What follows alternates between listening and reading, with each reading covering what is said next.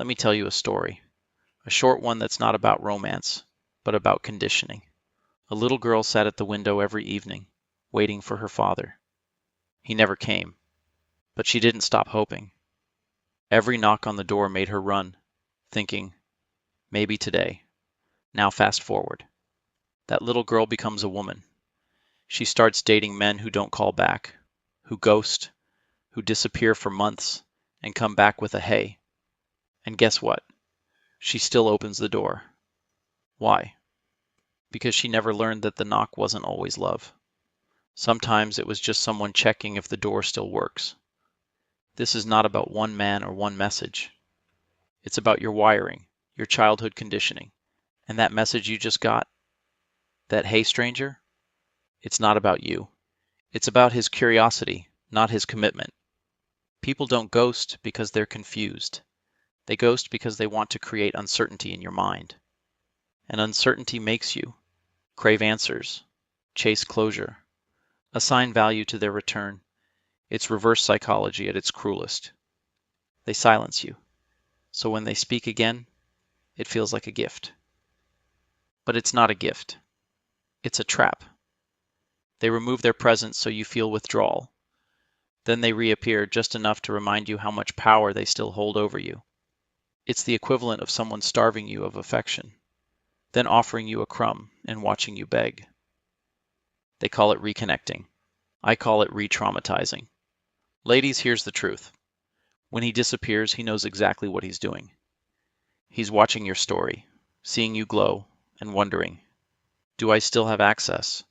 So he texts, and you melt, because you think it means something. Number. It means he still thinks he can interrupt your healing. Men, here's yours. She knows you'll be back. She doesn't block you. She lets you spiral. And when you text her again at 2 a.m., she answers. Not because she cares, but because she knows you're still weak for her. None of this is love. It's an ego match, a power war. And the battlefield is your nervous system. Here's the real reason people respond quickly after being ghosted. You're not responding to them.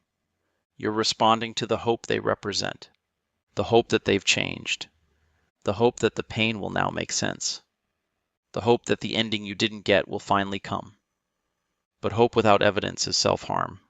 That hey isn't the start of a new chapter. It's the repetition of the same pain in a new font. That message they sent? It's a test to see if your standards have changed. If you reply too fast, they learn. Ah, she's still available. If you pause, reflect, ask hard questions, they realize, damn, she's evolved. So what do most people do? They reply emotionally, fast, full of curiosity and pain.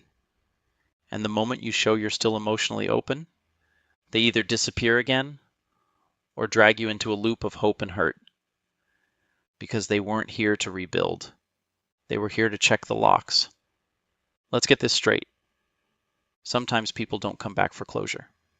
They come back for fuel, to know they still matter, to see if they can still affect you, to remind you that they are unforgettable. That's narcissism. It's not romantic. It's emotional vampirism. They suck your peace. They feed on your reaction. And the worst part? They leave again once they've had their fill. You are not the exception. If they left once without a word, they'll do it again. But maybe this time.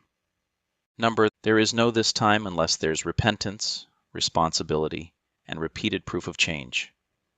Until then, that message means nothing. Your trauma is not a revolving door. Your heart is not a rest stop for the emotionally lazy.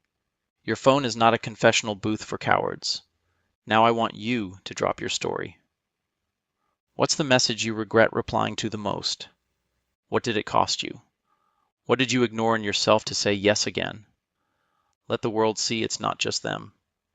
Let strangers feel less stupid. Let your pain have a purpose. Don't call it bitterness. Call it emotional intelligence. Call it graduating from delusion. People will tell you, you've changed. You used to be softer. You're so cold now. Why are you so guarded? And you know what? Let them say it. Because they didn't see what it took for you to build that armor. They weren't there on the nights your hope cracked your chest open like glass. They don't understand what it does to a person to constantly wait for someone who only comes back to check their access, never to build a future. This isn't bitterness. This is what happens when a heart gets tired of handing out VIP passes to people who treat you like general admission. Let me say it louder for the ones still stuck in the healing loop. You're not rude for taking your time. You're being intentional. Because the last time you rushed, you paid for it in tears, overthinking, and repeating lessons you already learned the hard way. You're not cold for saying no. You're warm to yourself now. That same warmth you used to pour into people who only came with cold hands and colder intentions. You're finally reserving it for you. You're not broken for not believing them. You're wise. You've seen how apologies can be used as keys to open doors they have no business walking through again. This is not emotional unavailability. This is emotional evolution. You are not angry. You are not heartless. You are not bitter. You are clear. You finally see that love without consistency is just a hallucination, that promises without changed behavior are just emotional scams. That I miss you doesn't mean anything when it's followed by the same cycle that broke you in the first place.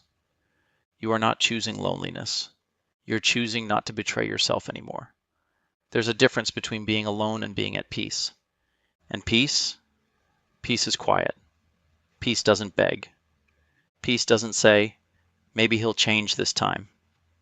Peace says, I don't need to reopen the door to the fire that burned me just to see if it still hurts. You're not cold. You just finally know what warmth is. You've lived through fake love that felt like adrenaline. You've lived through ghosting that felt like grief. You've lived through situationships that felt like spiritual slow death. So now you don't settle, not because you're hard, but because you're finally soft with yourself. Choosing peace over potential is the most dangerous form of self-love in a world addicted to toxic hope. Because let's be honest, potential had you crying over someone who only sounded good in theory. Potential had you shrinking, bending, breaking for someone who didn't even see the storm they were creating inside of you. Now you choose proof over promises, consistency over charm, effort over energy. Now, you don't romanticize red flags anymore. You recognize them. And yes, they'll call you harsh for that. Let them. Because when peace becomes your standard, you become unreachable to chaos. You don't text back just because you're lonely. You don't respond just because they apologized. You don't answer the door just because they came back. Why? Because access to you is not a birthright. It's a privilege. And some people lost it forever. They'll say, you've built walls. But no, you didn't build walls. You built boundaries with blood, tears, and every apology that came with no change. Because love without action? That's just manipulation wrapped in false hope. And you've had enough of being the fool who believes a good morning text means he's finally serious. They'll ask, why can't you just give him another chance? But they don't know how many chances you already gave in silence. The countless second chances that lived in your mind while he was out there, acting like you never existed. Every "are you okay?" you never got. Every "let's talk" that never came. They don't know you used to pray for that message, that your heart used to race at the sound of his name. Now it's different. Now your heart races only when your peace is threatened. This is your era of no. No, I'm not the same person who waited up at night. No, I'm not falling for recycled charm and poetic excuses. No, you don't get to come and go as you please. Because the truth? You gave so much love to someone who didn't even have the capacity to hold it. And then they left you with the pieces. So now, you love smarter. Now, you don't hand out loyalty like it's free candy. Now your energy costs something. You don't hate them. You just finally love yourself more than you love the idea of them. That's what they can't understand. That's what people call cold. But the truth is, you've just stopped setting yourself on fire to keep people warm. You changed.